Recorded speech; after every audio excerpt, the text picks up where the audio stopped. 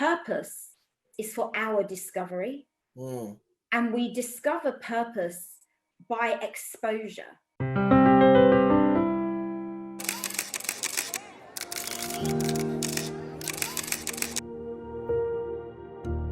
My guest today, Claudine. Claudine, I'm just going to try and read some of her accolades. Claudine holds many roles, which includes co-directing the award-winning social enterprise PJ's Community Service TV and Radio. Claudine Reid MBE is considered to be one of the most inspirational businesswomen of our time here in the UK. You're going to hear about all that very soon. She was voted in the list of Britain's top 100 women entrepreneurs by Real Business magazine. She was voted one of Britain's top 100 women entrepreneurs, voted one of Britain's most influential Christian Black women in 2017 and 2019, just gone. She was a former social enterprise ambassador to the Cabinet Office, appointed to the National Social Enterprise Expert Panel for the Government Office of Civil Society, former chair of governors for London College for Girls. She served on the Ethnic Minority Advisory Board for Department for Works and Pensions. Received an MBE from Her Royal Highness the Queen for services to social enterprise.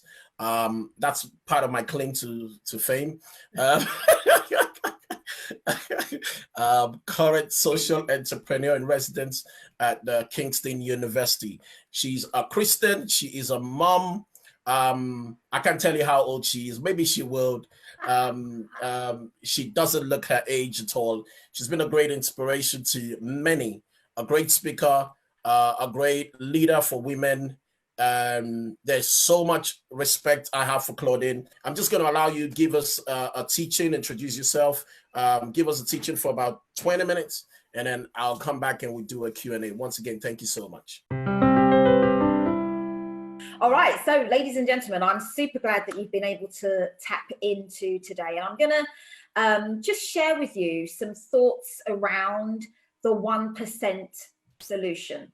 The 1% solution. So if you're taking notes, I want you to write that down, because many people, especially in this particular time frame that we find ourselves in, are trying to rehearse, they're trying to boost themselves, they're trying to build.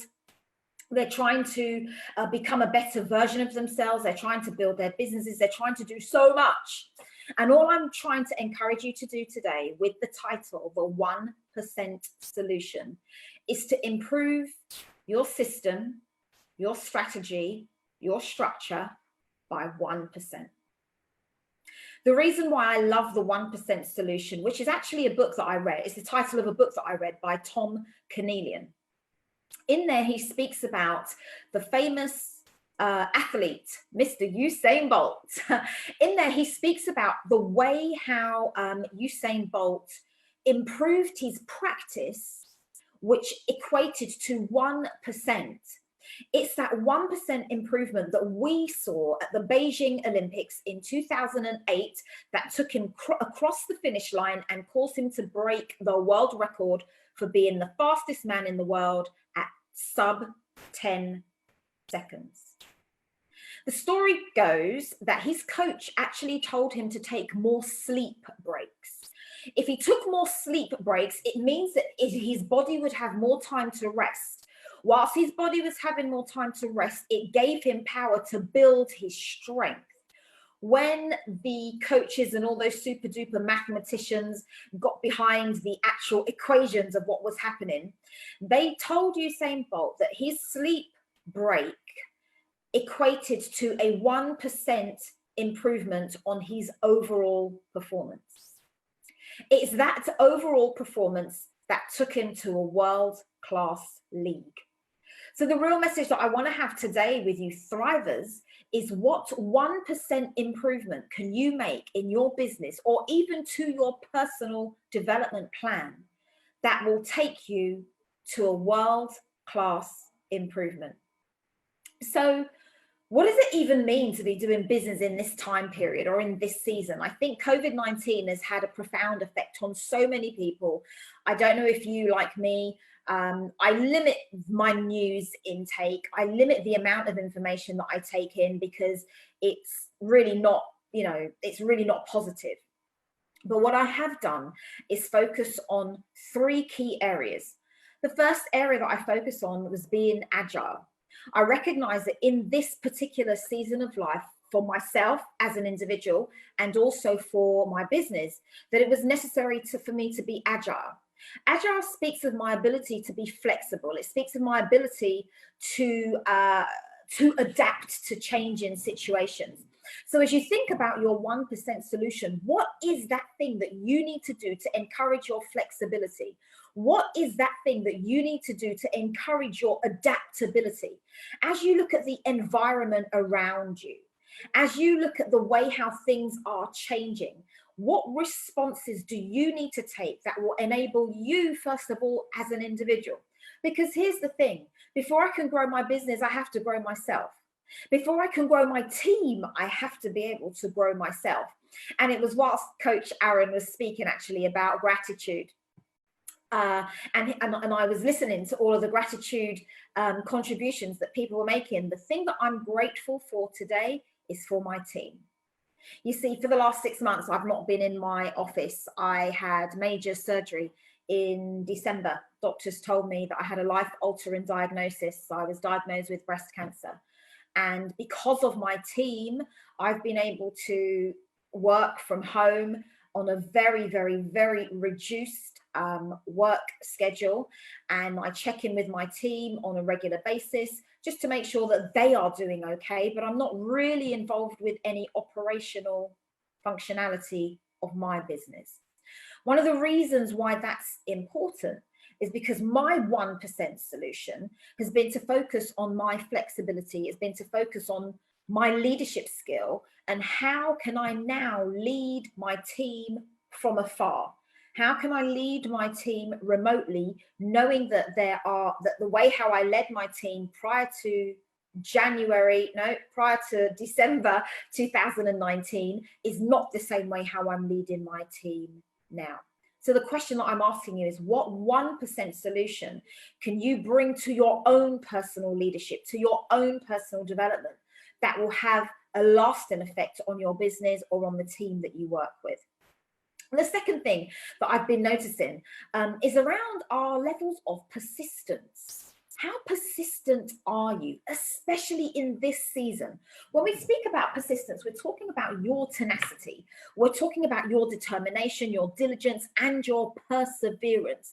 How persistent are you, especially as things are not necessarily, business is not running in the same way as it was prior to, let's go to January, prior to January 2020. The way how people are running their businesses now is not the same. Do you still have the same levels of persistence? When you see downturns in business, when you see people are being furloughed, when you see companies and organizations are closing down, are you still persistent? Do you still have a values-based approach? Do you still have an approach that says, even though this is what's happening in the external environment, I still have the capacity for more. I still have the capacity to evolve. I still have the capacity to be intentional about my progress. That speaks of the third area that I want you to have a look at, and that's your work ethic. Your work ethic needs to inspire your action. And let me be very clear about this. Many people are waiting to be motivated. They say things to me like, oh, I'm just waiting for the motivation, Claudine. And I say this to my clients and to my mentees, that you have to action yourself into motivation. Sometimes the motivation isn't there, but you still got to move. Sometimes the thing that you are looking for to inspire you can't be seen. You wake up in the morning, especially if you're living in the UK. One week we have great sunshine, the next week we have grey skies. We can't keep up with the weather, but that is not a reason for your motivation levels to be impacted. Your action, your ability to continue to move despite what's going on in the external environment will push you forward. That's the thing that will help you continue to make progress. That's the thing that will propel you into your 1% solution. Your discipline. You want to write that word down. Your discipline, your consistency, your ability to be consistent with the habits that you are developing to improve yourself and to improve your business. Those are the things that will help propel you forward in this season of life. So whilst I was preparing to speak to you, I wrote down 7 key areas that I wanted to bring to your attention that I really kind of want you to think about as you make progress. And I know that I may be speaking to business owners, but I also want to speak to those of you who might be intrapreneurs. An intrapreneur is somebody who doesn't necessarily own a business, but you apply entrepreneurial skills or entrepreneurial credentials within the organization in which you work for. So you may not be the ultimate business owner, you may not be the boss or the director of the company that you work for, but you have entrepreneurial skills. I want to speak to the intrapreneur and I want to speak to the entrepreneur. 7 key things I want you to focus on. Number 1, I want you to focus your mind and remember that this season that we find ourselves in will not last forever. It will not last forever. So what you need to do is write down, this too shall pass. This too shall pass. The season that you find yourself in, as good as seasons come, spring, summer, autumn or fall if you're signing in from the States, and winter, spring, summer, autumn and winter. Seasons come and seasons go. There's a time for sunshine and there is a time for rain. And your responsibility is to find out, how do I respond in this season? What do I need to do? How do I need to position myself in this season? Who do I need to be speaking to? What books do I need to be reading? What audios do I need to be listening? What strategy do I need to employ? What systems and structures do I need to polish up on in order to position myself accordingly? Remember, this season will not last forever. So one of the key things that you want to be able to do is to prepare yourself. Every season is an introduction to the next season. So the whole world, we're experiencing a global economic challenge. But this season is preparation for the next season. And the questions that you want to be asking yourself is, what am I preparing myself for next? What does next look like for me? If you're an intrapreneur, if you're an entrepreneur, what does next look like for me? Because this season will not last forever. We may not be able to put a time frame on it, but we will prepare ourselves to be ready when it's the next season. Number 2, one of the things I've learned, especially as I was navigating my own personal health crisis, was to lean into company values or lean into your own personal values. I posted a YouTube video today, Monday's my YouTube posting day, about values-based decisions. Values-based decisions. And the real sort of question here is, how do you make your decisions? Are they based on values? Are they based on things that are intrinsically motivational for you? Are they based on things that are important to you? When we talk about leaning into your company values, leaning into your personal values, those are some of the things that will help you navigate a crisis. Those are some of the things that will help you to navigate any challenging situation that you find yourself in. Let your values speak for you. Let your values dictate your actions. Let your values decide what comes out of your mouth even. Let your values decide the reason why we do what we do. The third thing I want to bring to your attention is that reputations are built during crisis. They are not built during easy times. So see this time right now as an opportunity to build the muscle of your mind, to build the muscle of your business, to build a muscle of your skill, to build the muscle of your integrity, to build the muscle of your structures, to build the muscle of your systems, to build the muscle of your strategy. Use this season to build your reputation. Make sure that you are visible. Make sure that you remain solution focused. Make sure that as you build that muscle, Here's what my gym instructor taught me. I remember the first time I started doing resistance training work, and he said to me, right, Claudine, we're ready to put you up to 70 kilos. 70 kilos. Oh my goodness. I will never forget. I remember this so clearly because he recorded the session. He recorded me going towards the bar and picking up the weight. And as I picked up the weight, I didn't even lift it off the ground. I said to him, no, can't do it. It's too heavy. Here's what my trainer instructed me. He said to me, take a step forward. As I took a step forward, I can hear his voice clearly because I listened to this video at different intervals. He said to me, put your head up, make your back straight, put your shoulders back, lean back on your heels. He was giving me instruction of how to position myself in order to do the hard thing. The thing that 30 seconds ago I said that I could not do, I now started to lift this 70 kilo weight. Oh my goodness. On the video, you can hear me go, oh my gosh, look at me. But here's the thing. My reputation was built on my ability to do the hard thing. My reputation was built on my ability to think differently, to position my physical body differently. So as you think about positioning your business differently, as you think about positioning your mind differently, you've got to be able to train yourself, train your mind to see what others miss with their eyes. Train your mind to see what others miss with their eyes. Let me say that one more time. Train your mind to see what other people miss with their eyes. If my husband was here, he'd say to you, and I'm sure I've said this to you guys before, if you hang with turkeys, you'll be dead by Christmas. This is why the Thrivers group is so important. This is why connecting with Coach Aaron and others who are on the call is so important, because what happens, iron sharpens iron. Even if you feel like your motivation is dipped or your discipline isn't at that level of consistency, when you take a look and see what somebody else is doing, it motivates you. When you are pulled along by the momentum from other people in your team, from other people in your group who are doing great things, it pulls you along, because your reputation will be built and survive based on the thing that you do now. Number 4, I want you to become a CHO.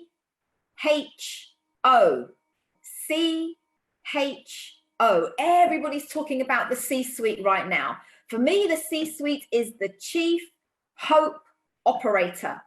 Let me say that again. The Chief Hope Operator for your companies, for your personal development, for your families, whatever level you operate at.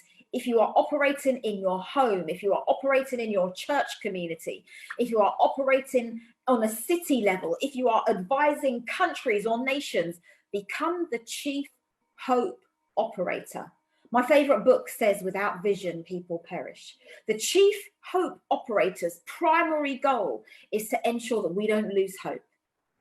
It's to ensure that we maintain a future focus. It's to ensure that whatever is happening around us, we always have that 1% solution in mind. We always have hope. We always have a clear vision of what tomorrow will look like, a clear vision of what next week will look like, a clear vision of what next month and next year will look like. And that speaks of the importance of your strategic objectives or your strategic goals. Your strategic objectives or your strategic goals speak of your short-term, mid-term, and long-term ideas or plans. And for as much as we're operating in an uncertain environment, or for as much as you may not be 100% sure of what tomorrow is going to look like, you may not be 100% sure of what the financial position is going to look like, what you can be sure of is having options. If things go like this, this is the plan that we're going to employ. If things go this way, this is the strategy that we're going to put in place. If things go that way, you're going to have an A plan, a B plan, and a C plan. Even though I thoroughly believe it's good to have one main goal that you are working towards, sometimes you need different routes different routes to that goal. In the same way that you put that zip code or that postcode into your sat nav to take you to your destination, you're going to have options. As the chief hope operator, your goal, one of your goals, is to ensure that you have options so that you can still arrive at your desired goal. The next thing I want you to consider, number 5, is to increase your communication. Increase the number of stories that you share about the goal that you are trying to achieve. If you're running a team, if you're an entrepreneur, if you're working in your own business, increase your communication. People need to see your stories of hope. People need to see how you have survived in this season. People need to hear about your structures. People need to hear about your systems. People need to hear about your strategy. Now, let me be clear. I am very, very clear that there are some vision killers. There are some vision stealers. And there are some people who may not be as optimistic about hope as you might be. Block the noise. Block the noise. Because what I've found through navigating my way through 25 years of business, we've seen recessions, we've seen upturns in business, we've seen downturns in business. We've seen things go swimmingly well, we've seen things not go swimmingly well. And through every one of those circumstances, the ability to share positive stories, the ability to be focused about our direction, the ability to see beyond our current situation, the ability to have options that will continuously take us towards our end goal, even though we may have had to change the plan slightly to fit with the adjustment in circumstance. It's the ability to maintain that focus and to block the noise, I believe, that has helped build a 25-year history of business that has now afforded me the privilege to sit here over the last 7 months of not being able to go to my office because of my own health challenge, but still lead my team from afar because strategically we put systems and structures in place. Here's the thing. I recognize that sometimes we come up with great ideas and those ideas are built around us. They're built around us, the individual. But when your ideas are built around you, then if you go to work, your ideas work. But if you don't go to work, then your ideas can't work. So I'd encourage you to think about a way how you can systemize your business so that it can work without you. Systemize your business, build a team around your idea so that it can work. And let me just add a little bit more clarity there. You might be the brains behind the business. You bring your own skill set or intellectual property to the business. But when I say let the business work without you, I mean that if you don't go in on Monday morning, if you don't pick up the phone on Tuesday, the business should still run. Everything should still be able to work without you being physically present. What systems and structures do you need to have in place in order for your business to work? All right. Let me give you one more. No, I've got 2 more to give you and I'll try and rush those through. I want you to take one day at a time. Rome wasn't built in a day. It was not built in a day. So don't try and rush everything. Take one day at a time. And as you take one day at a time, what you're going to do is learn from other models. Look at what's happening in other countries. Look at what's happening in other companies even. Look at what's happening in other communities. Take the best from those communities. Take the best from those cities. Take one day at a time and brush up on your own practice. Brush up on your own strategy, structure, and system to see how you can bring about lasting improvements. The last point that I want to bring to your attention is respond quickly. Respond quickly. When you see something and it requires a response, I think it was Richard Branson that said, when you see an opportunity, say yes, and then figure out how to do it later. That's the value of your team. That's the value of shared thinking. That's the value of not being a lone ranger or operating on your own. When you have a great team that's working beside you, when you have people who are on side to help, support, build, and to grow and to nurture your ideas, then you can leverage opportunities in a much more cohesive way. Then you can build around collaboration, and you can build around a stronger sense of values. You can build around a stronger sense of trust, because that's what you've been building during this period. So, ladies and gentlemen, I hope this has been helpful. Wow. That's my note. Going. I mean, there's so much you've shared there, and I mean, just right from the beginning, and that's just something for each and every one of us. I think everybody should just, even if you don't feel like you're going through anything, I think that's just a great reminder that this season shall pass. This season shall pass, especially when I think about COVID. Focus on the exit. We're coming out of this. So what you focus on is where your energy would go. So guys, this season, if it's a health challenge, if it's a financial challenge, this season definitely shall pass. And Claudine is a great reminder that this season would pass, and we're going to go into a bit of a lot of why she understands what that means. What does the next level look like, guys? Do you have a clear picture of what the next level looks like? Because every season is an introduction, and not just an introduction, but it's also preparation for the next season. Because so many times, many of us just want to stay hooked on that last season, but it's not just an introduction, it's also preparatory. So many things. Reputation is built during crisis. I don't think I've heard that in that way before. Train your mind to see what others miss through with your eyes. Chief Hope Operator. Let's dive in because of time. I mean, I find it really difficult to try and stop you. Really difficult to try and stop you. Tell us a bit about your entrepreneurial journey. How did that start? Gosh, it's a 25-year-old story, Aaron. My journey started, I was doing part of my studies, my education in Europe. Mm-hmm. I came back from Europe, and as part of my studies, I needed to work for a year. I said to my friend, see if you can find me a job. He said to me, yeah, sure. He introduced me to his brother, who had just started a business. The business was probably around 2 or 3 years old. I went to work for my friend's brother. My friend's brother proposed to me. We got married. I said yes. We got married. And that was my introduction into the business world, Aaron. I started the business. In the back of my mind, I really wanted to be a business studies teacher. Mm. And probably maybe 3 or 4 years into that journey, I had a bit of an identity crisis. And that identity crisis was something like, I'm only here because of you. So I decided to leave and go to work and pursue my interest of being a teacher.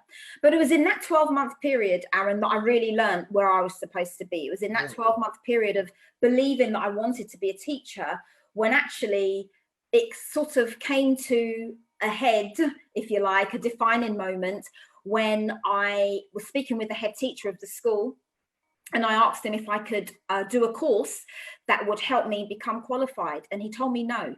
And it was in that moment that I realized that I can't stay in this environment because it's not a growth environment. Yeah. The environment will not allow me to be the best version of myself. Yeah. And I think it's in that moment that I learned, actually, I need to be an entrepreneur, because I will be able to better manage my freedom, better manage my security, better manage my own personal development and my own personal growth. So I went back to my business as a brand new person. Oh, wow. So you're not one of those entrepreneurs when you were a young lady in school, or it wasn't any of that kind of story? It wasn't your dad who... Yes, probably. And I think if I go back a bit more, and I've been having this conversation with some of my relatives, actually, I think the real seed of entrepreneurship was birthed or planted from my grandparents. Okay. But I wouldn't have known that at the time, right? Mm-hmm. As a child growing up, my grandparents were fortunate and privileged enough to, they left the Caribbean, they came to England, they, worked really hard.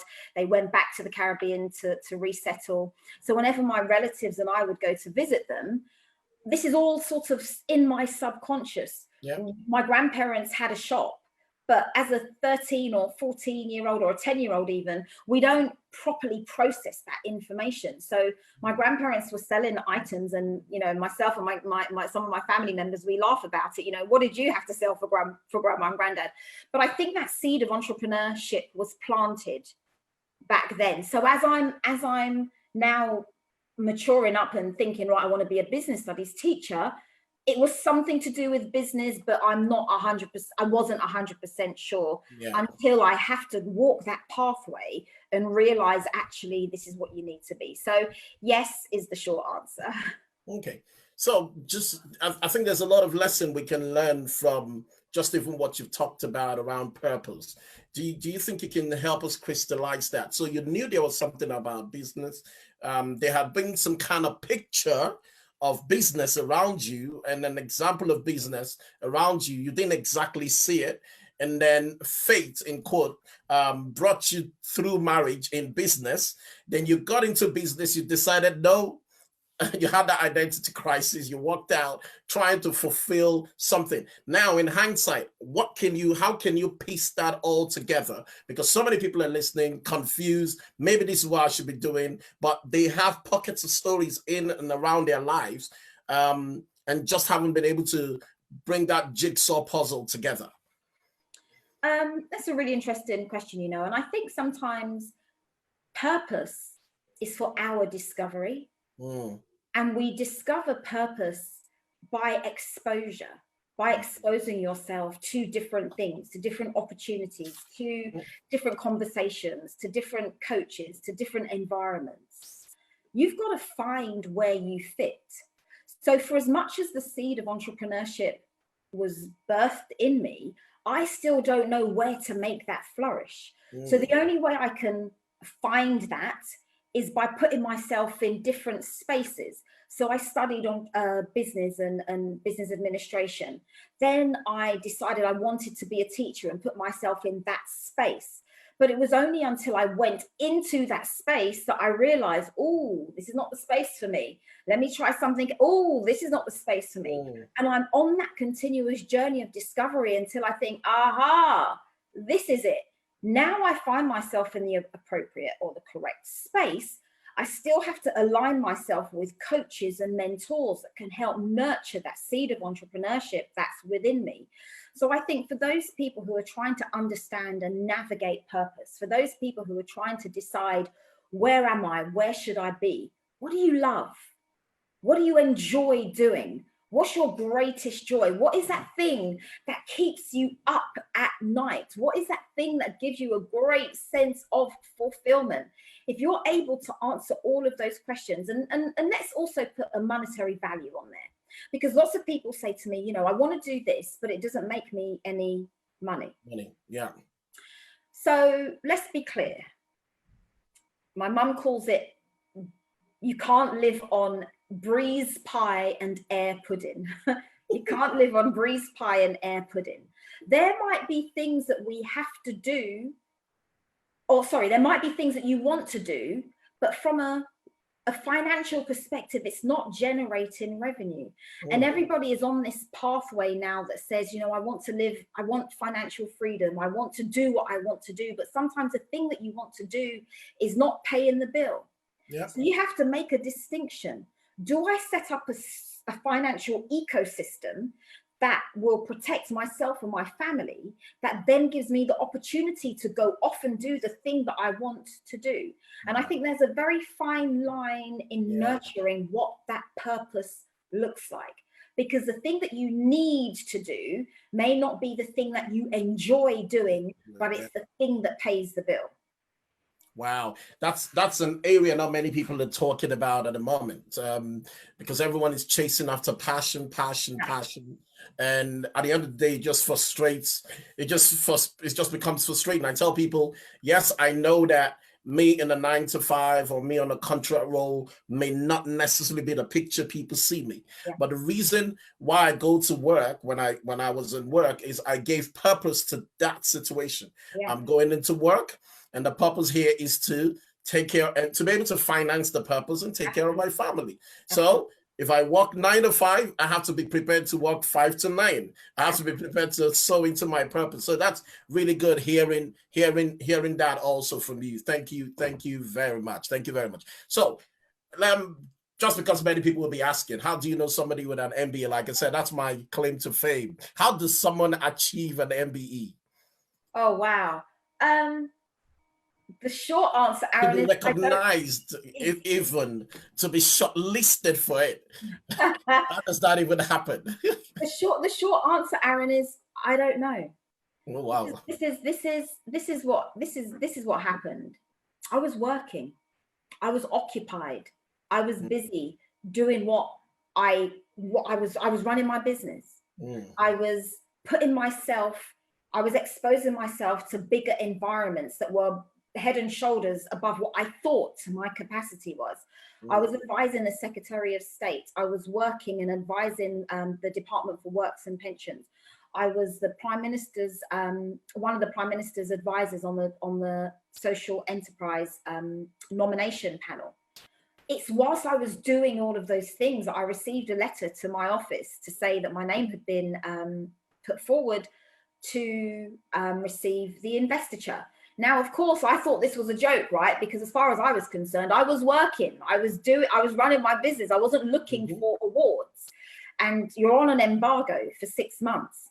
And on the 6th month, I got the invitation to go to Buckingham Palace to receive my investiture. Like, whoa, this is serious. But it wasn't because I was looking for it. It was because I was working. And I think for anyone on the platform today, your ability to work, your ability to bring about transformation, your ability, and it's the point that I raised about reputations. Reputations are built on during hard times.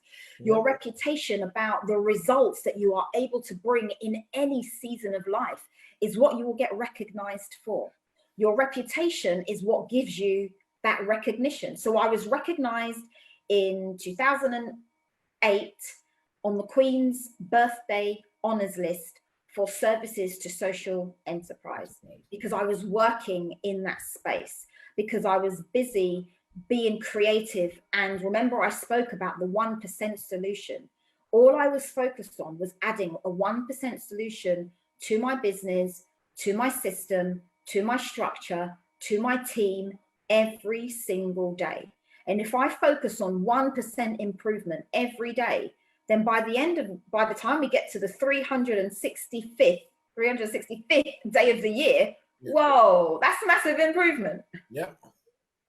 Wow. So let's look at that. So how did life change for you after that experience? So didn't you, I mean, that wasn't something you were expecting. That wasn't something you were looking for. That was possibly not even in your visions or goals list for that year, or maybe even in that decade. And then that happens. Don't you just say, well, we've arrived. What more am I looking for? So what became your thought process? How did you receive that? What did that do to your world after that experience? Do you know, Aaron, I don't know if you saw my eyes like popping, like, what do you mean arrive? Like, no way. No, because, you know, I think an investiture, becoming a member of the British Empire, says to me, there is more. Nice. You've achieved one level of recognition for the work that you have done in the community. There is more. There is a country. There is a continent. Whatever level you operate on. I remember when I went to see my staff, so I had surgery in December and I went to see my staff in March just to, you know, see how they were getting on and, you know, just to say hello, really. And they asked me, you know, what are you going to do now? And I said, I want more. I want more out of life, regardless of what my health situation is, regardless of the accolades that I've received, regardless of what credentials that I've received. I want more out of life. I have a 10, 15, 20-year goal plan. There are things that I'm working towards. So when I received the investiture, it made me think, what more can I do to impact my generation, to impact my community, to impact my city, my country? What it forced me to do was take my focus more out of my community. And it was in that time that I started to run international conferences. I ran conference in Europe, in the Caribbean, because I realized that I could extend my impact by connecting across different geographical regions. And I think COVID-19 has given everybody the opportunity to do that right now. So you may not physically be able to fly or sail to another geographical region. You don't need to do that. The internet has almost leveled the playing field for everybody. Social media has leveled the playing field. You can find influencers, you can find people and connect up with them, especially if they are from the Caribbean or from the Africa or from the Africas or from Asia. You can connect with people. Hey, this is me. Introduce yourself. This is what I'm doing. I'd love to connect. Let's do a coffee meeting. Let's see if we can, if there is any synergies in our work. So the short answer, Aaron, is that the investiture made me want to do more.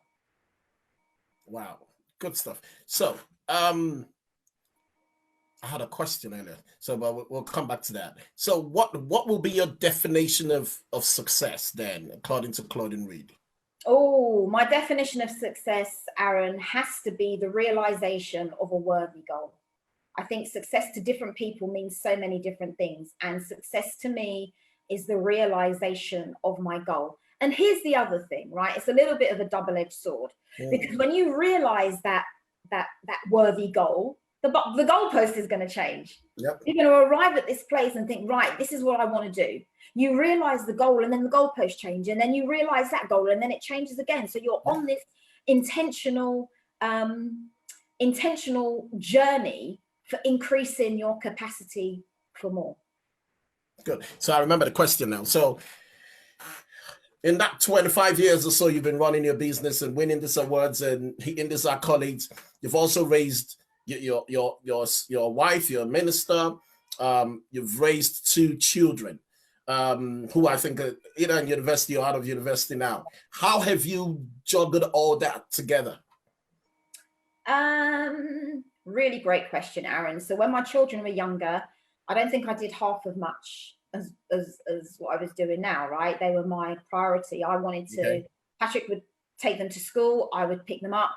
Ironically, my office was next to a taxi station. This was way before Uber. And the taxi driver would say to us all the time, why don't you hire us to take your children to and from school? I'm like, do you know how precious the drive time is? I can find out what they ate for lunch. I can find out what games they played. I could find out what teacher upset them. I could find out what of their peers, what conversations they were having. That was like bonding time. And so I held that time as really quite sacred. And so did Patrick. He would do the morning run. I would do the afternoon run. So I was able to balance. And as my children grew older, and of course, they got a little bit more independent, and then they started giving us orders, don't pick us up from school until 6. And then I could do more things, right? But here's the interesting thing. I've always believed thoroughly in teams. I have a team around my family. I had maybe 3 or 4 members of my family who I would call, who would be on hand to support for childcare. As my children got older and they became more or less dependent on my time. They are both, Theo is 22, Timone's 21. They're both at university. It gives me the opportunity to do more things. But I think for young families, you got to find out what's the important thing. Both our children have always been involved in business. I would make any business challenge age appropriate for them and ask them for their input. I'd share with them, ideas or things that we were doing in the business and ask them for their input. I remember Patrick used to teach a business class, and of course the children were in the class. But on this particular occasion, I remember coming home, and on the dining table there was a piece of paper that had written in my daughter's handwriting. She was probably 8 or 9 at the time. She had written, "You will give me £5, and when I sell the sweets, you will give me a percentage," whatever that percentage was. She signed it, my son signed it, and then Patrick signed it. So I was like, you know, what's going on here? She said, well, I sat in Dad's class. Remember, she's 8 or 9. Yeah. I sat in Dad's class and Dad said, if you have a contract, you have to sign it and you have to have a witness and it needs to be dated. Wow. Oh my goodness. Wow. So they've always been very integral to the business. Even now at university, during term time, they come home, they work in the business. There is always work for them to do. So it wasn't a chore. Yeah. It was a learning opportunity for them to get involved. They understood the system. They understood what's happening. They could see how things were working. They could see how money works, because I think it's important for children to understand how money works and where it comes from. And the reason we do what we do is so that we can have, we can put purpose to our pounds. Yeah, cool. So, I mean, that speaks a lot about getting the family and getting the children involved in what we're doing. And I guess they're able to see the passion, they're able to see the fact that you and Patrick really enjoy doing this, which is then inspiring for them. So that's great. So if you're listening, it's important that you enjoy what you're doing and just get the family and get the kids involved in it. Let them see you excited. You want to say something? Yeah, I wanted to throw in there because I also understand that everybody's family situation may not be like that, right? You may be in a household where maybe your children are not interested in the business and maybe your partner is not interested in the business. Even if they're not, I think when I speak about my family, I'm speaking about them as my team. Nice. The fact that they are my family is an added bonus. So I can only do what I do because I have a team. Now, if Patrick or my children wasn't interested, I think maybe I would, when I said not interested, not involved in the business, maybe I would still have conversations, because I believe it's important to keep your family members abreast of what's going on. They may not be able to contribute. They may not have a clue what you're talking about, but keep them abreast, especially as it relates to the growth, because the business may have the tendency to eat up a lot of your time. Yeah. And you want to be able to ensure that people, your family in particular, understand what's happening and where we are going. And more importantly, you asked this before, it's about the purpose. It's about the goal that you are striving towards. And I think it's important that the family are on board, even if they can't contribute. They need to be able to see what you see. They need to be able to feel your enthusiasm. They need to understand that we are working towards, you know, a 5-year, 10-year, 15-year plan. And these are the milestones that will tell us that we are making good progress. Good stuff. So when I send out, I remember when my social media person was going to send out, put your post on social media. She was like, no, we can't put all of Claudine's accolades. We have to select. So when we think Claudine, there's so many accolades, there's so many achievements, you know, but we're not deceived to know that failure is success, constant companion. So do you want to walk us through some of the failures, just so that people can understand how you have overcome failures to arrive at these achievements and successes? If you just wanted to walk us through some of those, maybe highlight a few that we can learn some lessons from. Yeah, that's a great question, Aaron. And I made a commitment to myself last year to talk more about failures, because I think that sometimes people can be clouded by business success. And I honestly believe that people are more likely to learn from some of my failures. And one of the defining moments after I found out about my health challenge, I decided that I was going to have my 45th birthday. And at my 45th birthday lunch, I gave everybody the opportunity to speak, or to ask rather, questions about some of my biggest, I call them my biggest boo-boos, my biggest business boo-boos. So a couple of them, Aaron, were about, one of the first one that probably stands out the most was about the systemization of my business. And I think that's why I speak so passionately about ensuring your business, your idea has a system. And I had to learn the hard way, because at this particular time of my business failure, I didn't have a strong enough, robust system in place.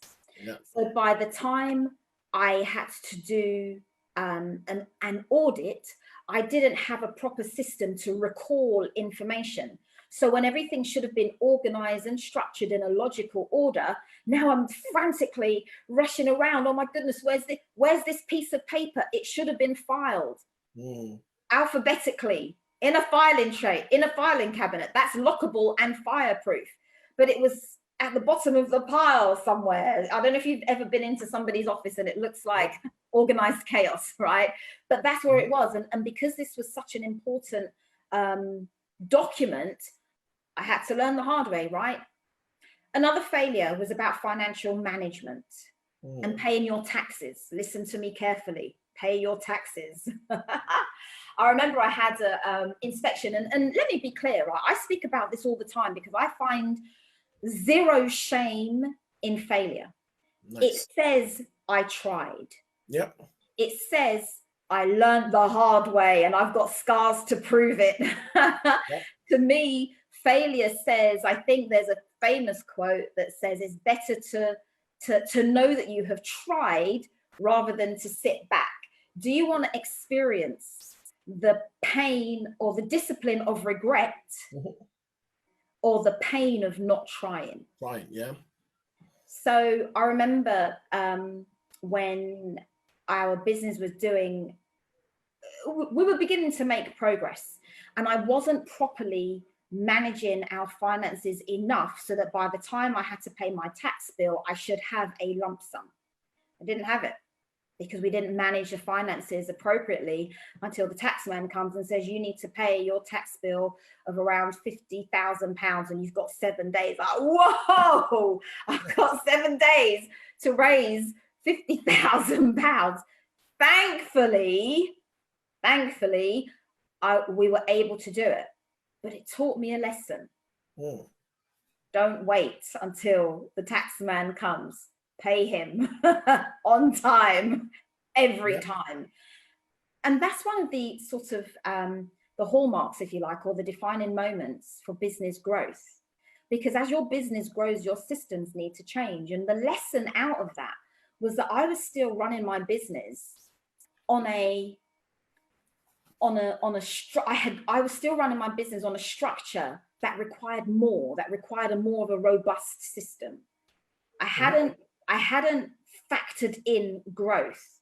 So even though my business was growing, even though I was growing, I hadn't put the structures in place to support that growth. And that includes financial systems. It includes personnel systems. It includes organizational systems. You need to be able to put those structures in place so that as you grow, the structure grows with the business, because you've got to be able to support its weight. The growth has to be able to support. The structure needs to be able to support the weight of the growth of the business and the growth of the person. So if I go back to the story I told about having to leave the environment that I was working in because I didn't feel it was a growth environment, that's because I knew that I had the capacity for more. I knew that I had the capacity to grow, but staying in this environment wouldn't give me that privilege. So I had to make the hard choice, even though I enjoyed it, even though I was happy there, but I knew I wouldn't be fulfilled. Two things I want to give you some opportunity to speak on more as a result of just listening to your story. One is environment. No, let's do growth first. So how important is your personal growth, and how has that impacted on your business?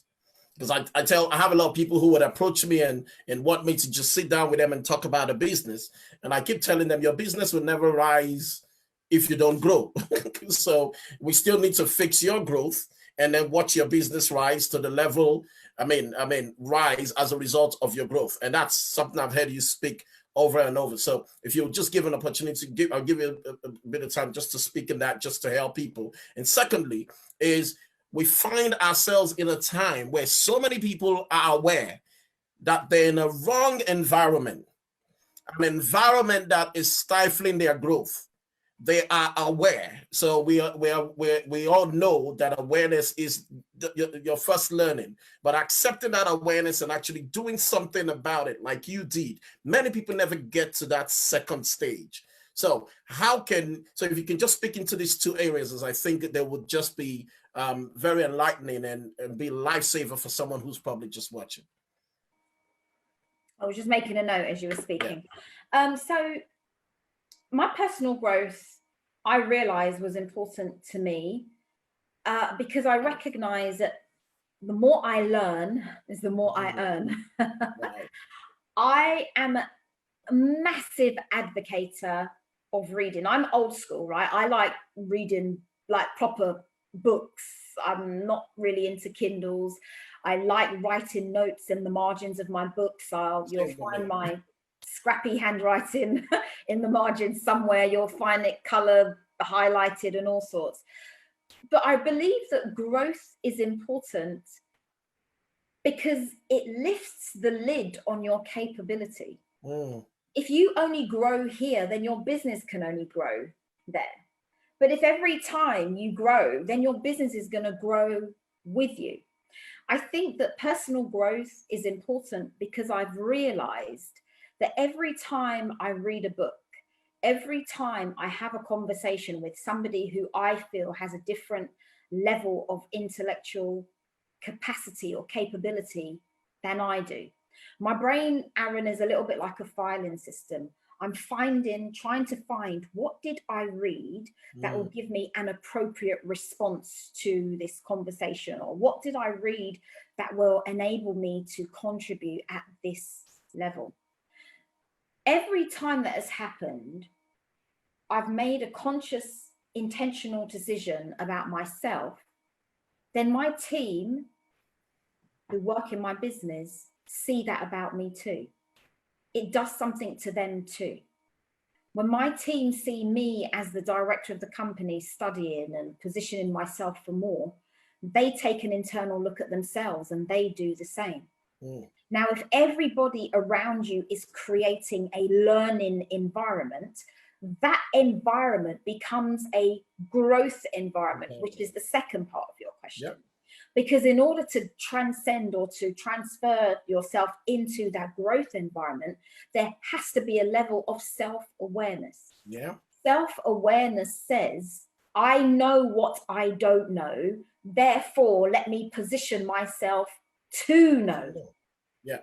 When you position yourself to know, you are being intentional about increasing your capacity for more.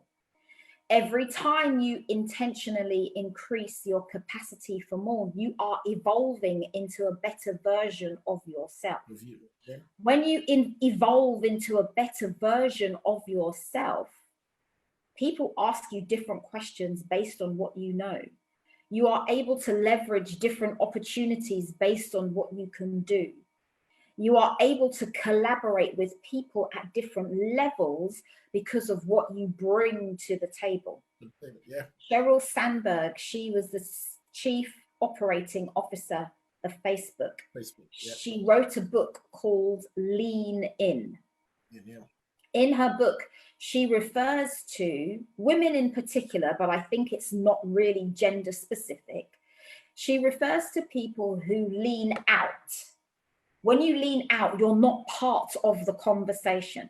Yeah. So a practical example of self-awareness would be lean into your education, lean into your personal development, make a personal development plan, create habits that will take you on an uphill trajectory, yeah. Create and cultivate habits that you want to emulate. If you look at your mentors or coaches and see what habits and skills do they have that you would like to emulate, what thought patterns, what behaviors do you observe in them that allows them to create a growth environment for themselves.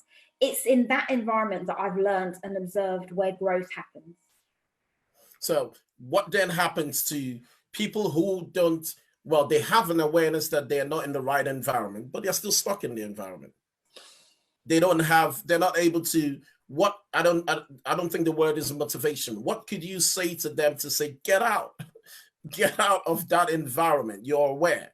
What triggered that for you to say, no, this environment is not a growth environment and I'm not staying here an extra day? Whoa. Okay, that's a complex, multi-layered, Yep. complex, multi-layered answer. But here's a couple of things I want to share on that point.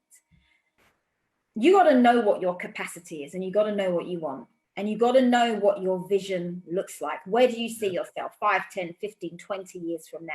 If 20 years from now you see yourself as an advisor to the United Nations, or you see yourself running a multi award-winning multinational consultancy firm,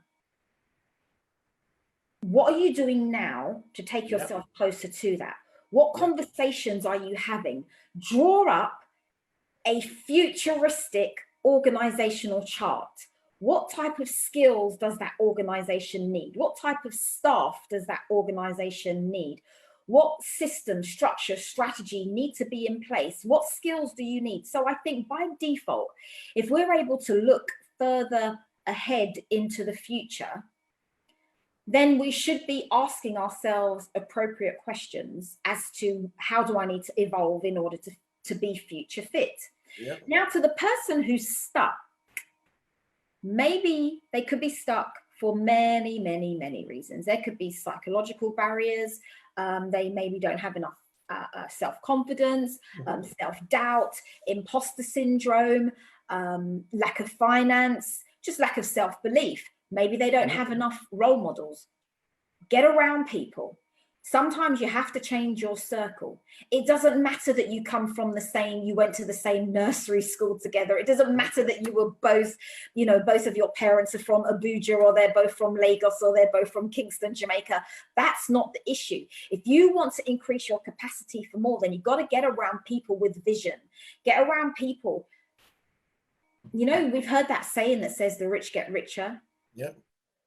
Because sometimes in that circle, we haven't invited ourselves into that circle. We haven't put ourselves in a position because we're struggling with limiting or self-sabotaging thoughts. We have those limiting beliefs. So to the person who believes that they can't, to the person who says, it's all right for you, Aaron, it's all right for you, Claudine, you've got friends who can advise you. The way how I made friends was by stepping out of my circle. Wow. Was by going to events where people who don't look like me, where they are, by asking conversations. The famous saying that says, feel the fear and do it anyway. Let me be very clear. Fear is a legitimate emotion, but I will not be conquered by it. Fear is a legitimate. Sometimes I'm very afraid. I remember finding myself in environments and I think, oh my goodness, first of all, how did I even end up here? And now they're going to ask me questions.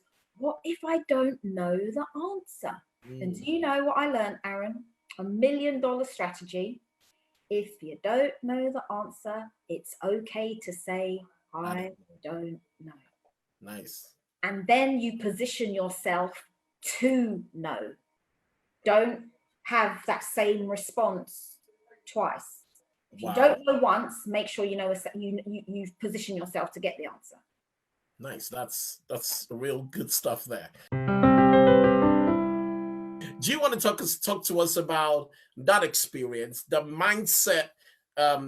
Just watching you. I watched you. You terrorized me every day on my WhatsApp stories. I watched you get up every morning and still go to the gym and still drink veggies and all that. And I'm like, but I'm seeing you were literally doing it. You were lifting weights, and I'm aware of what you're going through, but you were still consistent.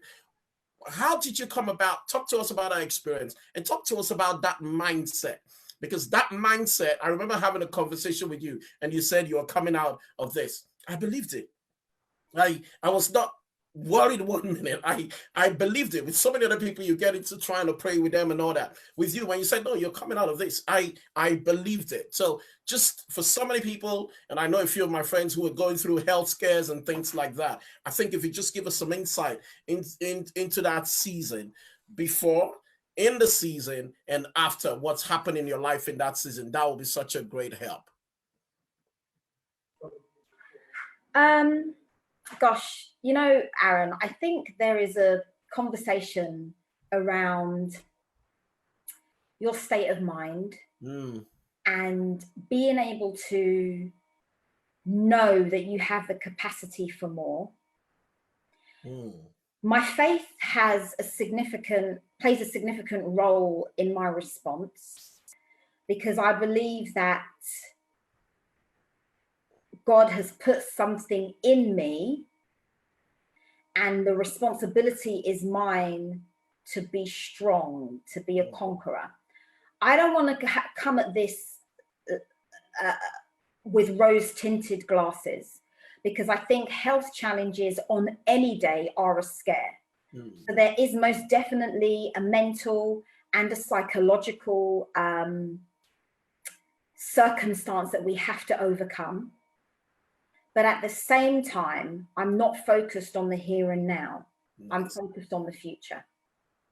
At the same time, I'm not focused on, oh my goodness, what is going to happen? I'm focused on, what does my future look like?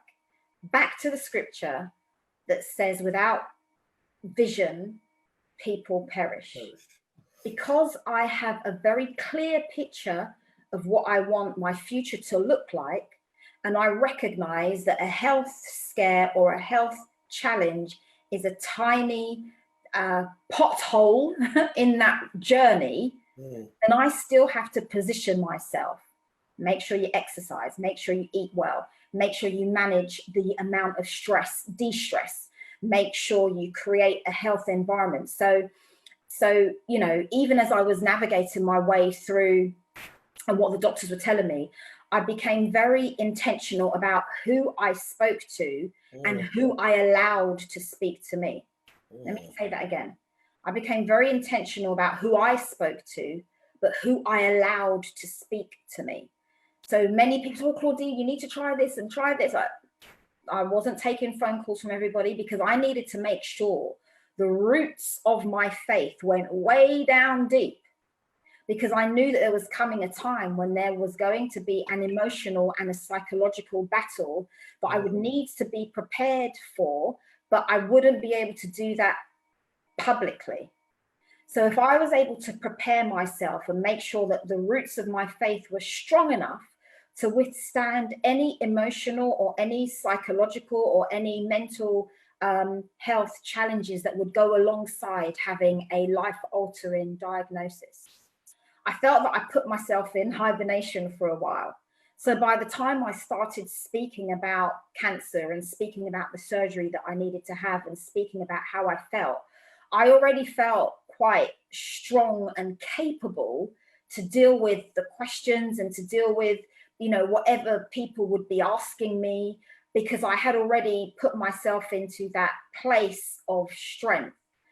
I also think my father played a significant role in my response. So I shared with you earlier on that in 2014, he was diagnosed, he had a terminal diagnosis, pancreatic cancer. And I'll never forget, my sister and I, we were with him, with my father in the room. And when we went to see the next medical support team, en route to speaking with them, he said to me, Claudine, this is what I need you to do. And he said to my sister, this is what I need you to do. And we were quite shocked in his response, wondering to ourselves, did he hear? He heard very well, but what he did was taught us how to act in his response to us. And this goes not only for health, it goes for business, it goes for your finance, it goes for the way how you want people to treat you is determined by your responses to situations and to different circumstances. So I recall very strongly the way how my father's response was, and this is the thing, right, that I could never come to terms with, when my mum would say to me, oh, you're just like your dad. Like, no, I'm not. But actually, in my response, it's part of my DNA. I know that I am. I know that I'm like him, because, you know, again, I was having a conversation with my sister, and she said, you know, that myself and our dad have not given a true response of how the layperson would respond. But my father was very much an activist. He was very principled, and he lived by a certain set of values, of which I do too. And I think when you have values, when you have principles, when you have faith, regardless of what throws itself towards you, the muscle of your faith, the muscle of your mind kicks in, which is why I was talking about your reputation being built during hard times. Yes. The muscle of your faith, the muscle of your understanding, the muscle of your intellect, the muscle of your spiritual capacity is able to kick in the most challenging, most severe times of life when you need to be strong. But if you've not practiced being strong before then anything can happen and knock you over. So to those of the people on the platform today, to the Thrivers community, life is going to throw you some hard stuff that you may not know what to do. Life is going to throw you some challenges that you think to yourself, OMG, this is the end. It's only the end if you say it's the end. Yep. It's only the end if you give up. It's only the end if you say, right, I can't see. And this is the other thing, why I stress the importance of teams, because I had a good team around me, my staff team, my family team, my medical team.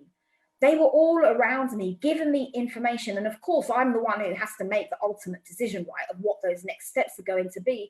But I'm doing so from a place of intelligence. I'm doing so from a place of knowledge. I'm doing so because I'm listening to what they're saying.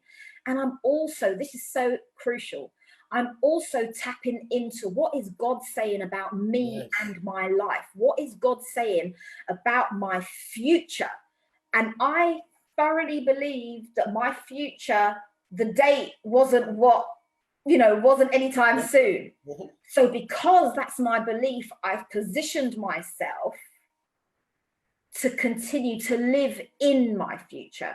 I understand what's happening now, but I'm preparing for my future. I'm making plans. I'm putting goals in place. I'm setting systems, structure, strategy in place, because my life, the Bible says that life and death is in the power of the tongue. Mm-hmm. And if I make those declarations and be intentional about my life and be intentional about increasing my capacity for more and be intentional about the things that I have to do in order to realize those goals and realize the success that we talk about, then all of those things I believe are intrinsic. It's who I am. And to those people who might say, yes, Claudine, it's okay for you because you've got your father's DNA, that doesn't run in my family, then find people. Find people who you can connect with. It might not be in your DNA, it might not be in your bloodline, but through my research, oh my goodness, through my research, I learned that we have the capacity to change the structure of ourselves by what we say out of our mouth. That's why my favorite book says death and life is in the power of the tongue, because whatever you believe will happen. If you believe it, you put systems in place to make it happen. So with your health, so with your business, so with your family, so with your fitness, your faith, your family, and your finance. So to the person who thinks I can't because I don't have a team, or I can't because I don't have the money, or I can't because I don't have the faith, then my instruction to you will be, find it. You're in a community of thrivers.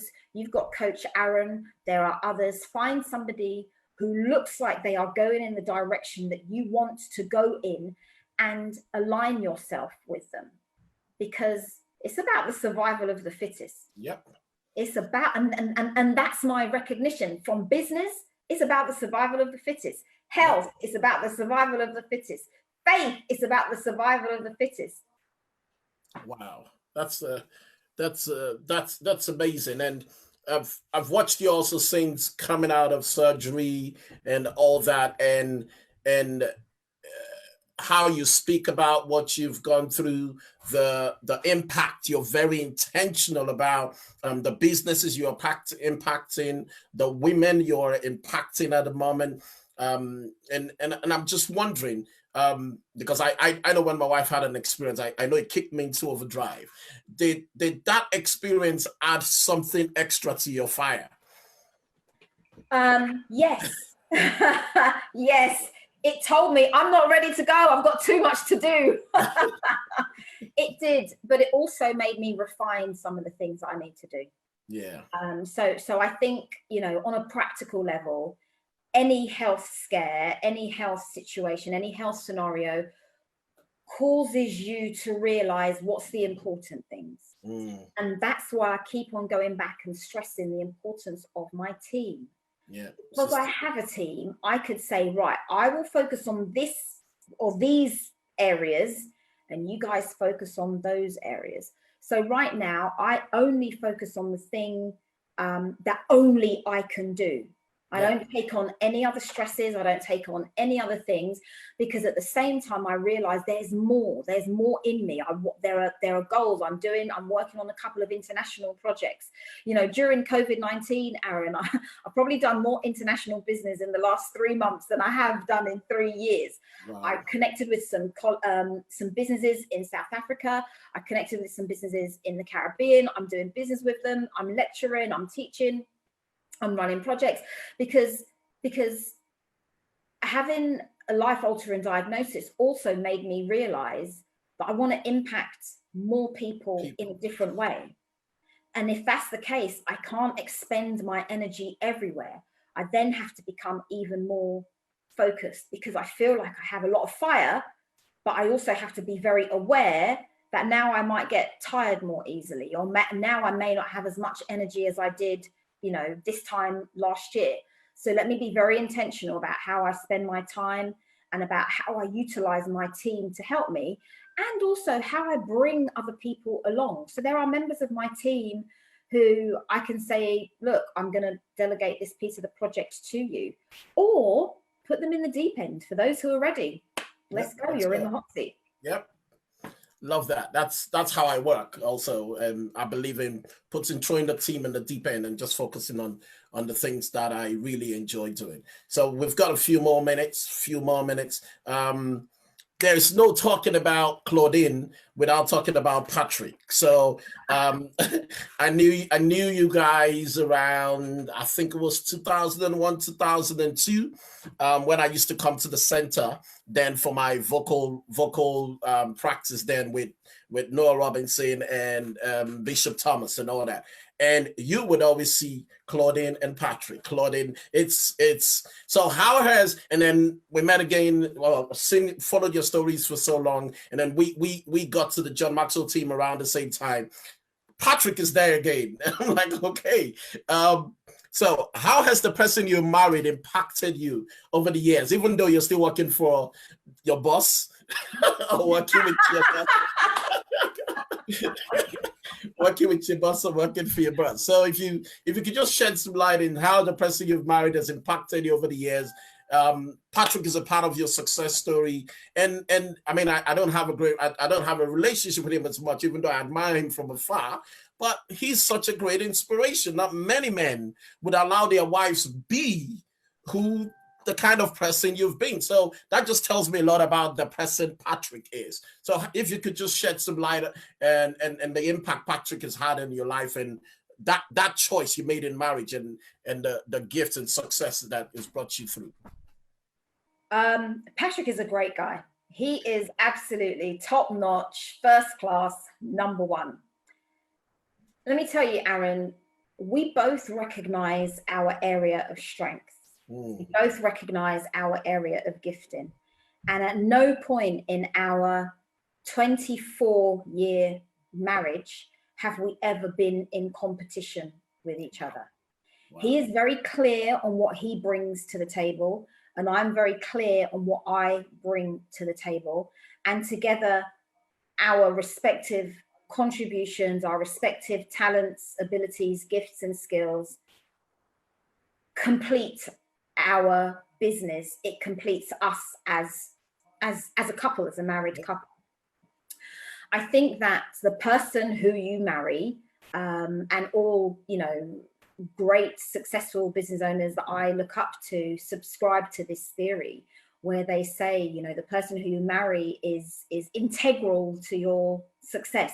You can see this in today's society. Jeff Bezos, yep. He and his wife, the founder of Amazon, he and his wife separated or divorced. And her divorce settlement was, even though she didn't necessarily hands-on work in the business, but she still had a significant contribution to his emotional, mental, psychological, well-being. So the way how we work is exactly that. Patrick is the number one negotiator, but his administration skills, So this is how it works. He goes and he'll go out, we'll have an opportunity that he goes to, and on the way home in the car, he'll call me, this has been successful, this is what's going to happen. When we had the center, we ran a pupil inclusion unit. So young children who were at risk of exclusion from school, they would come to us for mentoring program. And on the way, I remember on this particular occasion where we won our first piece of work with a secondary school. On the way home, he was saying to me, so we've got 5 children and they're starting tomorrow. I'm like, starting tomorrow? I've got no staff, I've got no computers, I had nothing. But he's negotiated this. And I've got no contract. But I'm okay with that. Yeah. He's kind of put me under pressure. I've got less than 24 hours to spin this around. I'm going to spin it around. Because if that was me, I would have said, okay, we'll start in 3 weeks. 3 weeks? My competitors would have come and swept all of that opportunity up. So I know where he's good. He knows where I'm good. And we play to our strengths. And because we play to our strengths, we've been able to enjoy a happy lifestyle without stepping on each other's feet. And let me be clear again, for those people who may not be doing business with their spouse, or their spouse may not understand the way how they work, I would recommend that you sit down and have a conversation and look at what skills are you bringing to the table. What skills are you bringing to the table, and how can you complement each other's area of strength and each other's area of weakness? And if you're able to operate only in your area of strength and see this as building your own organization, you're building legacy. This is about your children. It's about your next generation. If you don't have children, it's about your nieces and nephews. It's about your godchildren. It's about your grandchildren. It's about the next generation. It's about our ability to leave something rich. And the thing that we leave that's rich isn't always in monetary terms. It's about work ethic. It's about flexibility. It's about intellectual capacity. It's about, what do your children, your godchildren, your grandchildren, how do they see you navigating challenging situations? How do they see you making life work?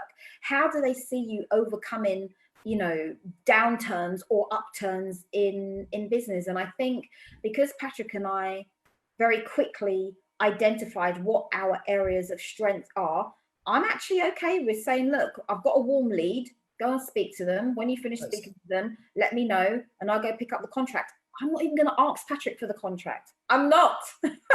I'm not, because his administration skills, but he's actually all right with that. And so am I. I'm not trying to score points against him. I'm trying to score points with him. We are building something together. We are operating in collaboration. I think we've always viewed our business from that perspective. So even our personal development, we have different interests in business, different areas of responsibility in business, and different interests outside of business. But when all is said and done, all of those things still complement each other. Wow. I think we should drop on that. But just what you said towards the end, where you talked about personal development. And it's just something I've been thinking about lately, especially when it comes to relationships. And it's the place of growth, the place of two people being in a marriage and understanding that we have to individually grow. Is that something you would agree to, or what would you just say as a final word around that and how that's possibly impacted you? 100%. So I like reading physical books. I'm a real old school reader. Patrick likes audiobooks. We read, so he'll listen to audios, I read books, and we share information. What did you read about today? What did you learn today? Oh my goodness, that's really, really great. I remember one of the very first times that John Maxwell came to the UK, I remember I was so excited because I was reading all of his material. I was super excited. And I remember Patrick said, oh, no, I'm not going. No, I'm not interested. I'm not interested. And he didn't come, no problem. But en route there, I had him on the mobile phone in my ear. So I arrived at New Wine in Greenwich. That's where the event was. And Patrick said to me, oh, don't go. Stay on the line so I can hear. So he did, but I can't remember the point at which he dropped off the call. All I remember is going home and saying, oh my gosh, this was an absolutely fabulous event. You should have been there. And Patrick said, oh, I've got loads and loads of notes. Like, what do you mean you've got loads of notes? He said to me, when he was listening, he realized that he should have come with me. So he started taking his own notes. I'm like, that is bad. But here's my point, Aaron. Here's my point. We were both growing. Yeah. We decided to sign up. We both did our management training. We were in separate classes, but we both did our management training at the same time. We both done different types of courses at the same time. Because here's what I realized. Couples who don't grow, they do grow, but they grow like this. So it's not that they're not growing. And let me be very clear, Patrick has other interests that I have no interest in. At the same token, I have other interests that he has no interest in, but we are still making progress together.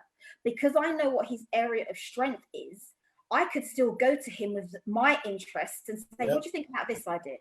And he does the same to me. I know that you're not interested in such and such, but what do you think about this idea? It's about the meeting of minds. Yeah. It's about the meeting of intellectual conversation. And I know that, you know, many people on your platform may have a faith background, but sometimes I think that's the danger of not being interested, because then we start to involve other people into our area of interest. And I know that we don't promote additional people in our relationships. If we are not able to have an intelligent conversation, then by default you're going to spend more time with the person who is interested in your interest. We're just going to end on that. I can't even add anything to that. Everyone who's listening, let's just say a big thank you to Claudine. A big thank you to Patrick also for allowing you to be a blessing to us. God bless you, everybody. We'll see you again. Everyone is saying thank you on the platform. Guys, we'll see you again next week, Monday, here on the Thrivers group with another interesting guest. I don't know who it is yet, but you can be sure that we'll bring great value and there'll be so much to learn. God bless you, Claudine. Bye, everybody. Thank you. Bye.